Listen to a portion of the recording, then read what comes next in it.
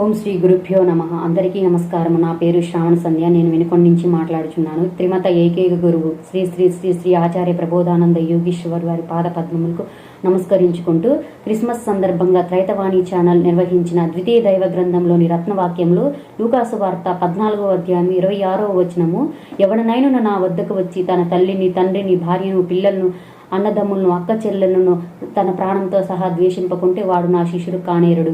ఈ వచనం యొక్క వివరం చూచుకుంటే, ఈ మాట వింటే ఇదెక్కడి జ్ఞానము, ఆయన ఎట్లు గురువు, ఈడెటువంటి శిష్యులు అని అనుకోవచ్చును. తిడితే నాకు శిష్యుడు, తిట్టకుంటే నాకు శిష్యుడు కాడని గురువు చెప్పుచాడా అని ఇక్కడ ఆలోచిస్తే, ఇక్కడ అందరినీ వరుసగా ద్వేషింపమని చెప్పటం లేదు. జ్ఞానులు అజ్ఞానులని రెండు రకములు వారు. దైవ మార్గంలో నడిచేవారు జ్ఞానులు, సాతాను మార్గంలో నడిచేవారు అజ్ఞానులు. తనకి సరిపడని అజ్ఞానులు తిడితేనే గురువుకి సంతోషమగుట వాస్తవమే. అట్లు కాక వారితో విభేదించక వారితోనే కలిసిపోతే వానిని శిశువునిగా ఒప్పుకున్నా అని చూస్తే జ్ఞానులు అజ్ఞానులు మధ్య విరోధుండటం సహజమే. అజ్ఞానులలో తల్లి, తండ్రి, బంధువుల్లో ఎవరైనా చివరికి నీ ప్రాణమైన ద్వేషింపాలని ప్రభువారి వచనంలో చెప్పుచున్నారు. అజ్ఞానం వెడల ఏమాత్రం రాజీభావం ఉండకూడదని తెలియచున్నది.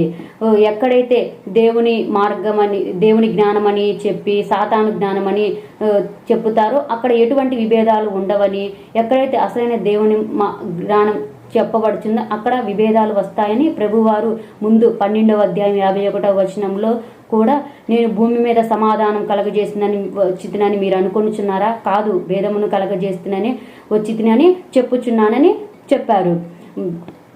అజ్ఞానులలో తల్లి, తండ్రి ఎవరైనా సరే చివరికి నీ ప్రాణమైన ద్వేషింపాలని చెప్పుచున్నారు. ఈ వచనంలో మనకి భగవద్గీతలో భగవానుడు కూడా జ్ఞానయోగంలో 10వ శ్లోకంలో, వీతరాగ భయ క్రోధ మన్మాయ మాముపాశ్రిత, ఎవడైతే భయము, ప్రేమ, కోపము ఇంట్లో వారి మీద వదిలి నా మీద ధ్యాస పెడతారో, బనాహో జ్ఞాన తపాస పూత మద్భావ మాగతాహ అని చెప్పాడు. భయము, ప్రేమ, కోపము వదిలి నా మీద ధ్యాస ఉంచుతాడో నా జ్ఞానము తెలియబడుతుందని మనకి భగవద్గీతలో కూడా తెలియజేశారు. దేవుడు ఒక శరీరాన్ని ధరించి ఎప్పుడైతే మరి ధర్మాలు అధర్మాలుగా చెలరేగినప్పుడు భూమి మీద ఒక శరీరాన్ని ధరించి వస్తాడో, 1000 సంవత్సరములకు 1,00,000 సంవత్సరములకు వచ్చిన వాడు భగవంతుడు, గురువు అన్నమాట. అప్పుడు మనకి జ్ఞానం తెలియబడుతుంది. ఈ జ్ఞానము ఒక్క జన్మతో తెలియబడుతుందంటే కాదు, ఎన్నో జన్మల్లో వేడుకుంటేనే మనకి ఈ యొక్క జ్ఞానం తెలియబడుతుంది, అసలైన దేవుని జ్ఞానం తెలియబడుతుంది.